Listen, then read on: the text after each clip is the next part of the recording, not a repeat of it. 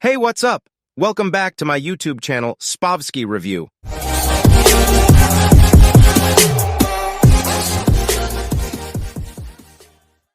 This time I took a thriller movie. Smile, 2022, directed by Parker Finn. I hope you guys enjoy my new video. At the start of the movie, we are shown a disturbing image where a woman has passed away due to an overdose.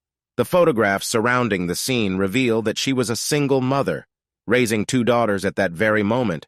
Her youngest daughter, Rose, arrives at the door and is taken aback. The scene then transitions to the present day, where Rose has become a therapist at a mental hospital. Currently, she is attending to a manic patient named Carl, who repeatedly says that he is going to die.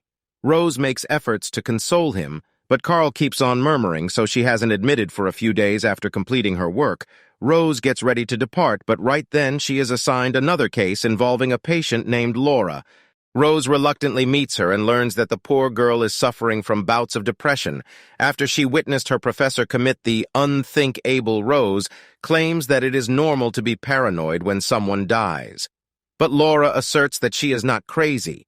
In reality, she is acting strange because a creepy entity with a weird smile is following her everywhere she goes. The entity form of random people and says, "You are going to die soon." After Laura suddenly collapses to the floor and begins to scream as if she has seen something. Sensing the degrading situation, Rose swiftly calls for assistance, and she makes the call and turns back around. She is shocked to see Laura standing upright, appearing calm and wearing a haunting smile. Unfortunately, before help arrives, Laura takes a shard of broken pottery that commits the unthinkable, leaving Rose horrified. I really recommend watching that scene. It's unbelievably well edited. Following this tragic incident, 2 detectives arrive at the hospital, one of whom happens to be Joel Rose's former boyfriend. They ask her several questions, but she is too terrified to speak.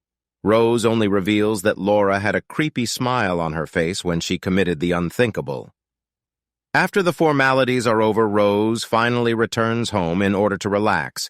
She takes a shower and is about to pour herself a drink when she notices a scary sight of Laura standing in the corner at the same time her fiancé Trevor enters the room.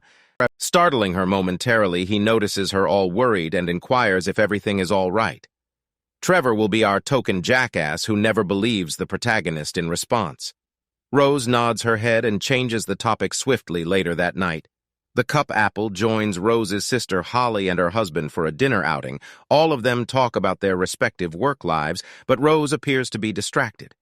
She keeps remembering the harrowing scene of Laura's demise. The next day, Rose decides to return to work, but she struggles to move on from the previous incidents.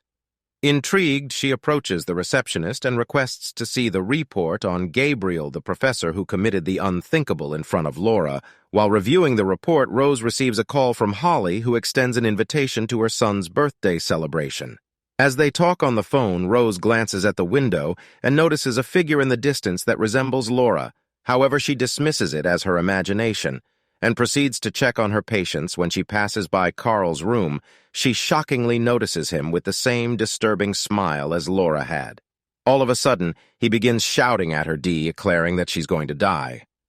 This terrifies Rose, so she urgently calls for nurses to restrain him. However, in a dramatic turn of events, it is revealed that Carl has been asleep the whole time.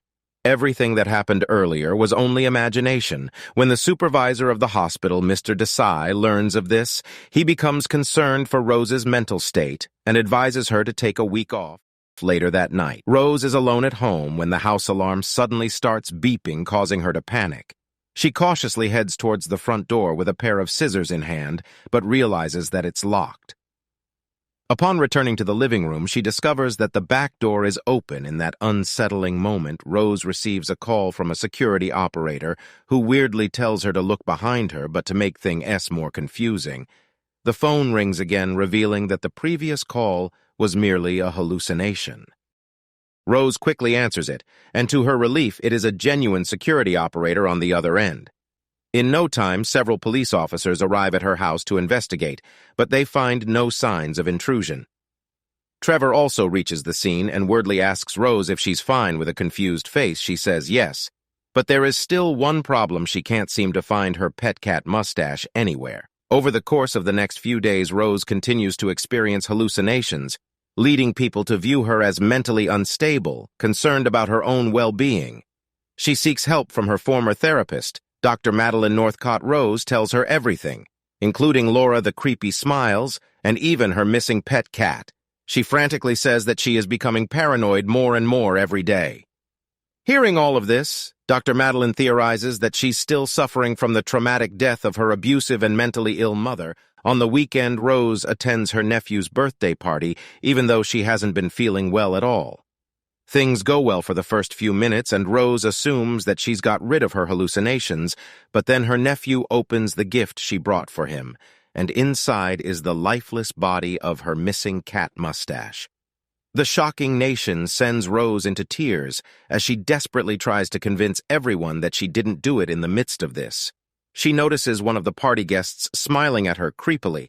This startles Rose horribly, and she ends up breaking a glass table and injuring herself in the next scene. Trevor brings her home after a short trip to the hospital before getting out of the car.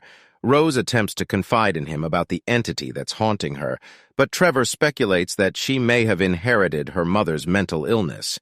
He just keeps on douching it up later. Rose continues her research on Gabriel until she hears her mother's voice calling out to her from the darkness, determined to ignore it. She tries to go to bed, but a figure resembling her mother appears behind her. In the morning, Rose sets out to Gabriel's residence to gather more details about his death upon arrival. She is welcomed by his wife, Victoria, who discloses that the professor had also witnessed a self-kill before committing the unthinkable. She then leads Rose to a room where several sketches made by Gabriel are on display. All of them have the same creepy smile on their faces. After learning all of this, Rose asserts that Gabriel wasn't insane and that the experiences he had were real. She claims that she is also going through similar occurrences. Unfortunately, this only angers Victoria, that she believes Roz-E is trying to make fun of her late husband, so she kicks her out of the house now with no options left. Rose approaches her ex-boyfriend, Joel, and requests a favor to investigate cases related to Gabriel. The detective is a bit hesitant, but he agrees to do it for the sake of their past relationship. Joel then accesses reports on his laptop and discovers that the professor had witnessed a woman named Angela committing the unthinkable.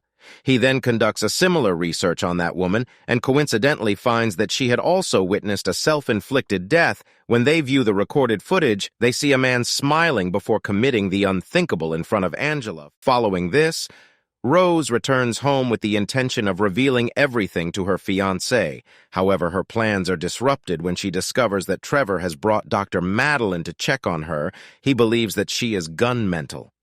This enrages Rose, and she accuses Trevor of abandoning her during her time of need. She then storms off and goes to Holly's place, hoping to get some support from her. Rose eagerly shows her sister the printed images of the other victim explaining how she got her patient's curse. However, Holly dismisses the notion of curses and compares her to her late mother. This triggers a wave of anger within Ross, who has reached her breaking point of being constantly pushed around by everyone. As a result, she chastises her sister, calling herself centered and egotistical. Rose then returns to her car and tries to calm herself down. Suddenly, Holly comes out of the house and taps on the car window when Rose looks out. Side her sister's face, inexplicably, falls upside down. And damn, I'm scared on this scene. But in reality, she is once again hallucinating. Later that evening, Rose is at a restaurant trying to keep herself busy when she receives a sudden call from Joel. He says that he researched the creepy smiles all night and learned something shocking altogether.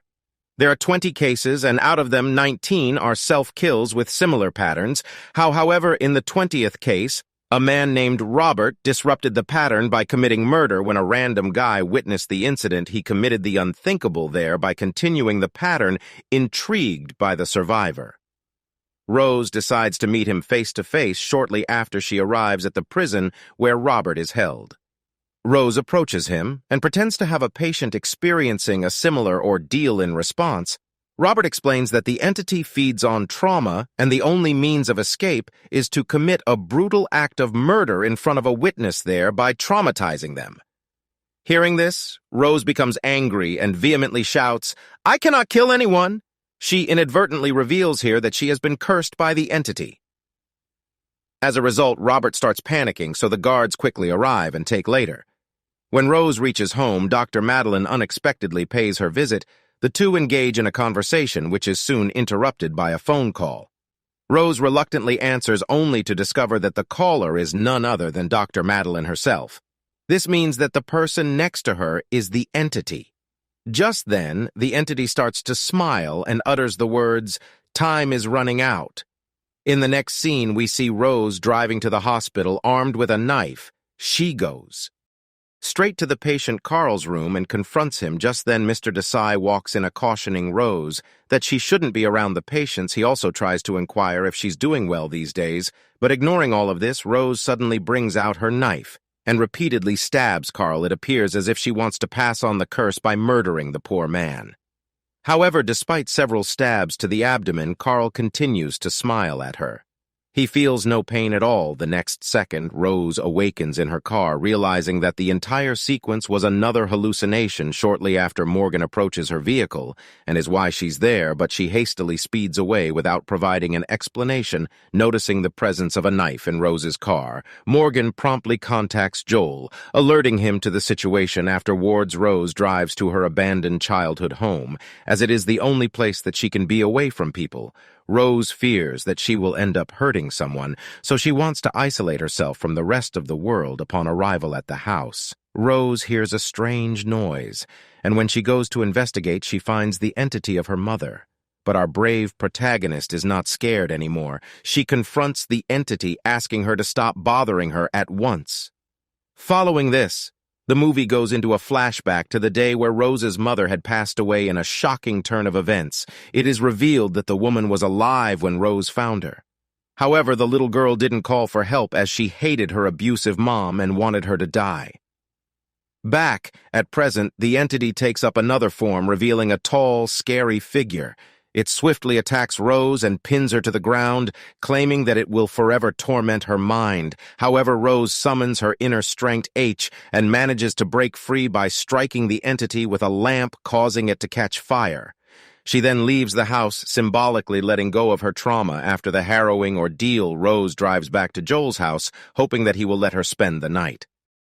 The latter agrees and assures her of his comfort. But as he speaks, a creepy smile forms on base. Alarmed Rose hastily exits the house, only to find herself still outside her old house. This reveals that her previous experience was a complete hallucination. Shortly after, the real Joel calls her name, causing panic to surge through her. She rushes back inside, barricading herself in the house so that Joel cannot have the curse passed to him. Right then, the entity rips off its skin to reveal its true form. This sight causes Rose to have a nervous breakdown, descending into a state of trauma-induced paralysis. Then, in a horrifying sight, the entity forces itself inside her body through her mouth. In the final scene, Joel manages to break through the front door, only to witness Rose setting herself on fire with his smile on her face, effectively passing the curse on to him. If you like my video, like and subscribe. Thank you for watching, and see you on the next video.